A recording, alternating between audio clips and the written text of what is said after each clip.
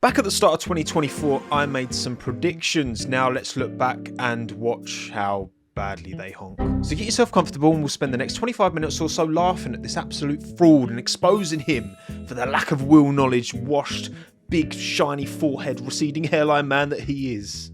My name's Tommo. Let's talk about it.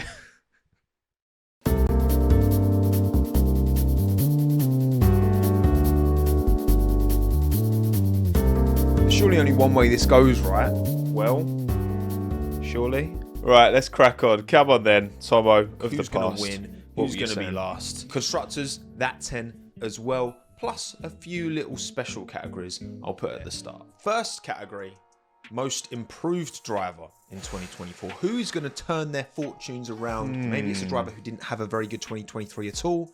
I can't remember who I actually can't remember who I put. Well, look, there is a driver that I am backing to improve. Oh, God, I've kept them in their respective team in my 2025 driver predictions. He didn't have a great 2023 by any stretch, especially given another Get on with it, rookie, man. Oscar Piastri really did shine. Of course, I'm going Logan Sargent. Do I think he'll beat Alex? No. Okay, so most improved driver, Logan Sargent. Look, he did right in Silverstone, qualified P12, finished P11. That's about it. A lot of shunts. We're starting with an L, and quite a big one at that. Oh, God. I'm talking like maybe between a quarter and a third of the time, I reckon Logan will out-qualify Alex in 24. Again, look at his track record. Look at how he went toe-to-toe with Piastri, Porsche, doing all these. This is why I believed, because in F3, he could race wall-to-wall with Porsche and Piastri. I hope Logan gets into IndyCar and actually like rebuilds his image, because I don't think he was as bad as it made it look in F1. I don't know. I'm still holding on to something. Category number 2, closest teammates. Which teammate pairing are going to be on performance closest, not necessarily on Closest teammate pairing of the season, performance-wise, probably... Ooh, who was that? I would argue over the last 2 seasons it's been Lewis and George in one lap pace anyway, but in race pace, especially last year, Lewis really did show his class, you know. Interesting. Yeah, obviously, one lap pace was the big differentiating factor this year between George and Lewis. But Lewis, I think, has maintained that slight advantage in the races. I've decided to go with McLaren. I think Oscar Piastri is the one to watch in 24. I'm super excited. I think Oscar's going to kill it. I don't necessarily think he's going to beat Lando on points, but I think performance-wise, he's going to be right there, because Piastri... Look, Lando definitely was the better driver. Let's not get it twisted, right? In 2024, Lando was better than Oscar. But their average quali gap was about a 10.5. Converted the Constructors' Championship. Oscar had a few slumps, but he got a bit unlucky as well. He got stiffed by the team a couple of times. And let me know in the comments below, who do you think the closest teammate pairing across the field? You could even make an argument that it's been Yuki with Daniel and with Liam. I don't know. I'm not sure who the closest teammate pairing was. I think McLaren boys are up there, but I don't know if they are the one. So then category 3, the opposite, the furthest teammates. Okay. Who are the 2 teammates with the biggest gulf? Well, this is obviously Checo and Max, followed by probably Alonso and Stroll, I would say. I take no joy in saying this, but I think it's Verstappen Perez. I just don't see rationale as to how Checo closes this gap. You know, for him to qualify... And he didn't, and it was as bad as it's ever been. Just more exposed, right? Last year, they weren't that close to each other. They just weren't. But the fact that that car had the inherent advantage meant that Checo could still, you know, give a decent account of himself, get podiums and finish second in the Drivers' Championship. But P8 by a mile this year. Wasn't even close, was it? Then category 4, driver of the year. Who do I think will excel? Who do I think will most consistently get to the ceiling of their car performance? But I think Charles Leclerc, I think his 2024 is going to be mad impressive. I think he's going to get multiple race wins. He did. I think he's going to push Max many a time. So close now to the finished product. He was second in my end of season driver ratings. He was second in your end of season driver ratings. I think the general consensus is Charles been the second strongest driver of the season so far, and outside of Max banking on that early advantage and making it count, if Ferrari hadn't messed up, man, if they hadn't fucked up the car in that mid-season upgrade and the correlation issues, it could have been. If Charles won the title, I feel like I'm really close with this one. I'm happy. I'm happy that I've backed Charles. I'm happy I've backed the boy. So let's run through my 20 in order. Let's see how many I get right. I do not have a great hit rate on these. Oh dear. Here we go. So P20, I've gone with Kevin Magnussen. Oh. And actually P19, I've gone Nico Hulkenberg. God. So I've okay. gone both Haas last. Wow. Okay. Yeah. So Haas certainly overperformed, exceeded expectations, right? Magnussen finished P15, Hulkenberg P11. Not a good start. Look, Haas, the Aokumatsu era has turned things around massively. There was very little hope when Gunter left, but AO showed that this team was capable more than they'd shown today. And fair play, right? The link up with Toyota Gazoo Racing going forward. Ocon and Behrman in the car. Haas are in an unbelievable position moving forward. I wouldn't be surprised if we get some Toyota in that name as well. You know, I think a title sponsorship is incoming for that team, and good for them as well, because you know that they've managed to scrap and hold their own for a very long time now. P18, I've gone with Zhou Guanyu, and P17, I've gone Valtteri Bottas. So another pairing. Okay. Both the Saubers. Not the biggest bottle. Obviously, Joe was down in P20 and Bottas in P22. Obviously, we've got 24 drivers, so that's going to make these predictions even more. I kind of predicted there'd be 24 drivers in a 20-seat season. Come on, behave. But yeah, Joe behind Bottas and Sauber really bad. Not as bad as, well, I thought they wouldn't be as bad as Haas, which they've been a lot worse than Haas. It's hard for me to look at this team with any degree of optimism. I mean, and I was right to have no degree of optimism, right? They didn't really develop the car. It took them so long. I mean, if that Vegas upgrade had come mid-season, then we're potentially looking at a different mix-up at the end because, you know, Bottas Q3 in Abu Dhabi, Joe got points in Qatar. So it's like too little too late for Sauber, but it does bode well for next season. Really don't know where I'm going to put them because with Hulkenberg at the wheel in that team and Bortoletto, obviously, fantastic junior career. That's going to have to take some thinking. This is going to be a really difficult prediction for 2025. The problem with Joe and Bottas is that they need to hit the ground running in 2024. Otherwise, their chances of staying in the sport 25 and onwards are slim to none. They've got to put themselves in the shop window. P16, I've put Logan Sargent. So he will improve. Will he jump right up? How the hell could I predict Logan Sargent P16? And I've missed the mark by 7 places in the other direction. P23 in the end. 0 points was Logan. I've already said my piece. I gassed him up too much. I'm sorry, Logan. I fought for your freedom too hard. Look, 20% of you watching are American, so I had to back him. I'm sorry. It's just US bias. That's the only explanation for the tomfoolery of this bloke. This fella here, with his slightly better hairline, slightly less recession. Then P15, Deary me. I'm putting Esteban Ocon. Alpine hang on. are a team that I just... Hang on. Could this be close? Where's Esteban? He was 14th. Oh, only one off. Only one off with Esteban. Well, look, I did predict Gasly would finish ahead of Esteban. He needs to look elsewhere. I said this in my driver transfer predictions. Gasly's come in and at least matched him. He did in their first year together, which the pressure was on Ocon. Ultimately, he had to beat Gasly. Really, fortunately, by the time they got the Austin upgrade, that massively upticked the performance of the car. And shout out David Sanchez for that. But yeah, I wonder where I put Pierre. I honestly cannot remember my predictions at all, which is it's more fun for me doing this video when I purposefully.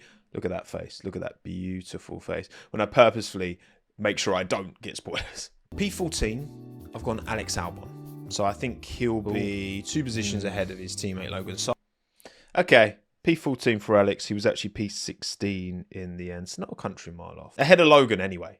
That's something. Let's see my glowing review of Alex Albon, preview of his 2024 season. Sargent, I think he'll have another good season. If Williams are in a place when they can only get Alex P14, there's no way he's staying at that team because that's not enough of a jump up for him to have faith in the project, giving him a potential title fighting car within the next couple of years. I mean, Well, we know that Alex did entertain, that there were offers. There was talk about Red Bull offering him a kind of pre-contract. He certainly would have had conversations about that vacant Mercedes seat as well. Until we see Alex go against Carlos Sainz in 2025, there will still be question marks, understandable question marks about how good he actually is. It's all well and good beating Sargent and Latifi, and Colapinto made an impression against him early doors, and as much as Alex did re-establish dominance within that team, that's going to do more for his career in a good or bad way. 2025, I think the pressure is massively on Alex. I hope he delivers. I believe he will deliver. I don't necessarily think that means beating Carlos Sainz, because I think Carlos Sainz is the better driver, but I think he'll hold his own. To what extent remains to be seen. P13, Pierre Gasly. So, 2 ahead of Ocon again. I just don't have faith in Alpine, which is, I mean, I was right to not have faith in Alpine for the first 2/3 to 3/4 of the season. But Pierre was P10 in the end. So obviously that late run, big points towards the end of the season. But I do think Gasly will be in that more for the long term than Ocon. I think he is a more valuable commodity to Alpine, certainly the more marketable driver. Fair. And he's shown in his first year alongside Ocon that he can match Ocon, if not beat him. I mean, he outscored him. So I think Gasly long term, my driver prediction was Gasly doing, and I still think that could happen. But yeah, I got it right. I got that right. So, this is a bit of a pretext to my, once we know where Checo is, once that's all confirmed, then I can reflect on my driver transfer predictions. And I did predict Gasly doing in an Alpine in 2025. So, great success. What another beautiful still I've stopped on here. Look at that. P12, Lance Stroll. Lance Stroll in his Aston Martin. P13. Damn it, Tommo. 6 points off Yuki Tsunoda in P12. We've really seen Lance kind of almost switch off a bit this year. That stupid mistake in Brazil and crashing into the back of Daniel Ricciardo in China. These aren't mistakes that a driver with 8 years experience, whatever he's got, should be making. Look, you'll always be able to level the critique at him that he's not going to have that same dog in him that a lot of these other drivers do, because he has a guaranteed seat. But also he's racing against Fernando Alonso. And I think both of them are very, very fair points. I honestly don't think you can possibly unlock that same level of deep desire to win, right, and to push that extra little bit when you know you've got a guaranteed seat. I think that works against Lance, and I think if he was more at risk, then maybe we would get a better version of Lance Stroll than we actually see, because he got into F1 at such a young age. He had every privilege you could possibly throw at a young racing driver growing up, and he should be amazing, but he isn't. P11, Yuki Tsunoda. Yes. Oh, Yuki is going to finish P11, which, you know, like, is that right? Hulkenberg P11, of course. Yuki Tsunoda P12. Damn it! So close. Oh, come on. Right, what have we got to say about Yuki? Come on. He's always on the cusp, isn't he? Look, I think Yuki's a very capable F1 driver, but I don't think he'll beat Ricciardo. In fact, I think Ricciardo will finish P10. So one position ahead. Whoa. Hang on a second. Okay, Yuki P11, Daniel P10. Ricciardo managed 12 points this season. Yuki managed 30. Let me just check what the gap was when Daniel got sacked. Okay, so after Daniel got dropped after the Singapore Grand Prix, Yuki was on 22 points. Daniel was on 12. So, yeah, still a 10-point advantage, Yuki. First head-to-head, wrong. I do think he'll beat Yuki Tsunoda. I do think he'll be motivated because of the potential for a Red Bull seat. I don't think Yuki will have a bad season. If you're looking at Ricciardo with the anticipation that he's going to be like close to his prime, for Yuki to get, you know, one position off of him is crazy. This is very much a case of, yeah, expecting too much from Daniel. He never deserved the Red Bull seat because he didn't do a good enough job at beating Yuki Tsunoda. I think is a fair challenge for Red Bull to put their drivers up against. It might not be fair on Yuki. It certainly isn't fair on Yuki. But yeah, I mean, if Daniel can't even convincingly outperform, not just outscore, but outperform Yuki Tsunoda from a deserving, what is fair, what is righteous point of view, then Daniel never earned it. P9, Fernando Alonso. Quite low, isn't it? Look, Aston Martin won't have the barns. P9 on the dot. Fernando Alonso, very, very vamos. I knew someone would screenshot my driver ratings and put them on Twitter, and it caught a bit of Spanish Twitter. And me put Alonso P9 in my driver ratings, which is also where he finished in F1, was not enjoyed. You put it in P12, that was absolutely not enjoyed. And maybe Fernando did do a better job than 9th best in Formula One this year. Again, with such a difficult car,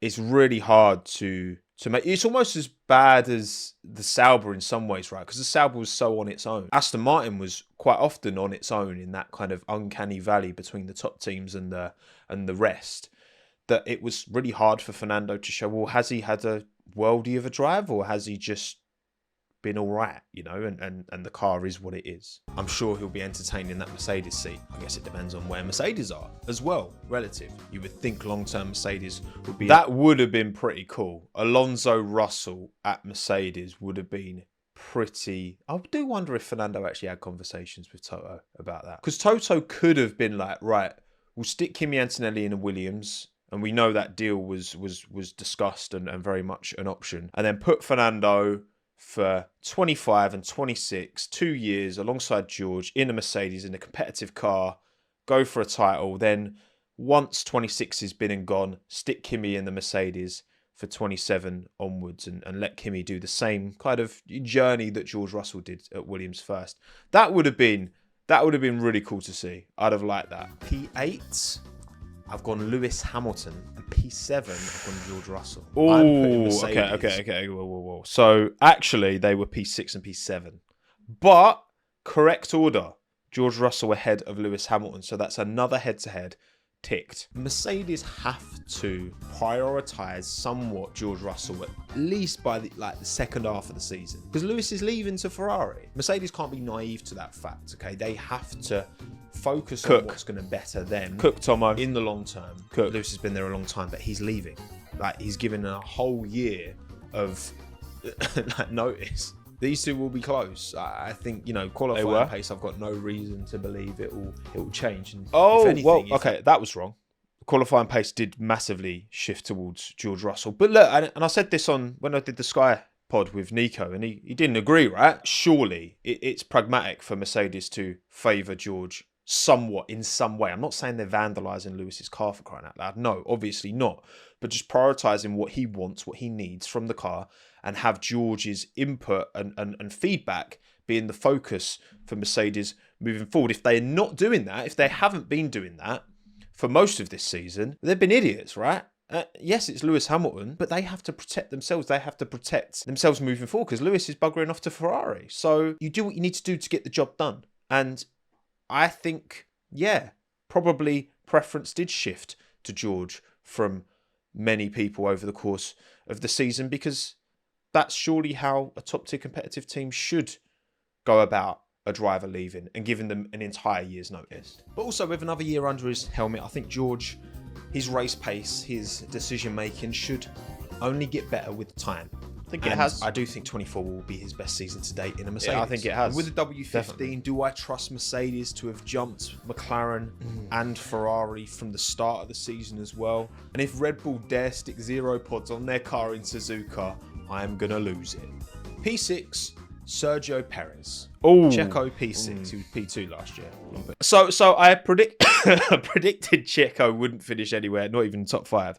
I didn't predict him to finish P8 behind both Mercedes. I think the reason we've not had his future confirmed yet, as at the time of recording anyway, is that they just had the FIA prize giving ceremony yesterday where Checo was there. I firmly expect next week, I'm recording this on the 14th, that we will know Checo is no longer at Red Bull Racing and they will have had to pay him a lot of money, by the sounds of it. I mean, fair play to him. Secure the bag, mate. Do what's best for you. Red Bull will only try to do what's best for them by getting you out or getting you on an ambassadorial deal. They're not doing that because they keep you in the seat if they believed in you. They don't. Unless he takes a big step forward, if he drives like he was last year, he will get found out even more. I still think he'll be ahead of both Mercedes because I think he will have his moments on certain tracks where he will get pretty comfortable P2. He did have his moments at the start of the year. The first, 7 events, he was in the top 3, including sprints. He was in the top 3 6 times. But then, 102 points in the first 6 weekends and 49 points for the rest of the season. Bro. P5, I've gone Carlos Sainz. Oh. Now, obviously, just like Lewis, Carlos knows... P5 Carlos Sainz. That sounds correct. Yes, it is. 2 points behind Oscar Piastri. Carlos Sainz was indeed 5th. If the Sauber move happens, which looks like the more likely move now, that's pretty much guaranteed anyway, isn't it? Not guaranteed at all, Tommo. He's in a Williams. He's brought Santander over to Williams as well, which I'm sure Dorilton and James Vowles are quite happy about. I know there's a lot of bitterness, understandably. Not so much the Sainz camp, but Sainz fan base. And I get it, right? Of course, he's not deserved to lose his seat. The glimmer of hope, right, is looking at how McLaren turned things around from the start of 2023 to winning the Constructors in 2024. The right hire in and James Vowles not just being all talk, which I don't think he is just all talk. Maybe Williams in 26 as a customer team to Mercedes. McLaren have shown it can be done. He knows how to give feedback. He knows how to bring a team forward with him. He's done it so many times. Okay, P4, top 4 time, Oscar Piastri. Yes! P4 for me. Come on! Yossi. P4. 2 points ahead of Carlos Sainz. Oscar Piastri. He's not going to outscore Lando. Correct. But I think performance-wise, he's going to be very, very close. Wait, is that... Hang on as well. Is that... I've got 9 out of 10 head-to-heads correct as well. Verstappen ahead of Perez, obviously. Piastri behind Norris. Sainz behind Leclerc. Russell ahead of Hamilton. Alonso ahead of Stroll. Gasly ahead of Ocon. Hülkenberg ahead of Magnussen. Tsunoda. Ricciardo's the one. The one that I got wrong. Fuming. Lando P3. Ooh. I think the McLaren boys are going to be 3-4. Maybe there's going to be a little bit of just, not because of their characters, right? Because I think they're characters and they get along really well. But when you've got 2 hyper-competitive teammates in the same team, that's just what happens. It's nothing personal. It's just what happens. And it always will happen. There was a little bit of niggle between the two of them, wasn't there? A few times. It never really boiled over. Papaya rules and all that. And I just don't think it's in their character to really allow it to boil over. Yeah, there were a few touch points where if there'd have been a bit more fiery personalities and characters, I think it could have been a real problem for McLaren. Fortunately, Oscar is chill as anything. And Lando is a bit fiery, he's a bit sarcastic. You know, it's sometimes a bit too much, right? And it can play off a bit badly, but all in all, the point is true, right? The point they have 2 very hyper-competitive teammates is very valid. I do think Lando will get his first win in 24. I could see Oscar getting a win as well in 24. He did as well. So close to the full package now, is Lando.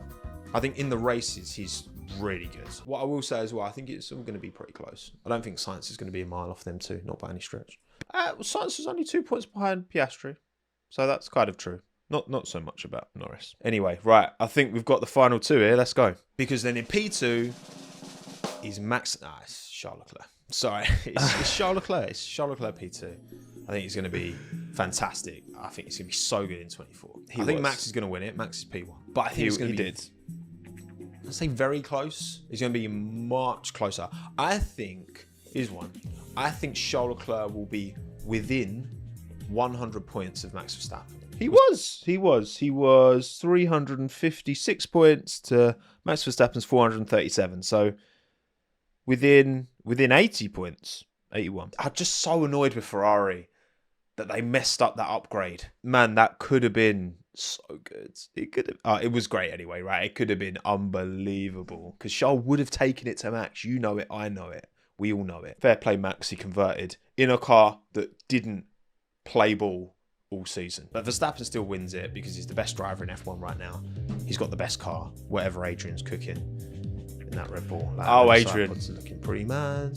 About 0 He's pods off in Suzuka. I don't know about that. A special shout out for Charles Leclerc. I've already waxed lyrical on it, but I think he's got that dog in him. He does. He absolutely has that dog in it. And there we go. That's my final 20. The biggest miss of these, I mean, it's surely Haas, right? And especially Nico Hülkenberg. I thought it would be fairly close between the 2 of them. It wasn't really. I mean, Hülkenberg P11 in the driver standings at the end. It would have been top 10 if not for Gasly and Alpine's late season surge. So that's my biggest swing and a miss. Sargent was a bit of a stinker from me as well, wasn't it? How time. It's fun reflecting on these though, you know? It's actually, yeah, being a YouTubeist, I can reflect on my thoughts from, you know, many moons ago and see, bro, look at how much less hair I have up here now than I did Not even 12 months ago. Turkish Grand Prix, please come back, because then I could go and also get a certain procedure to fix this while I'm there. What were your biggest swing and misses in your predictions? Let me know in the comments down below. Drop a like on this video if you enjoyed it. My name's Tomo. Thanks again. Have a good one. Ta-da.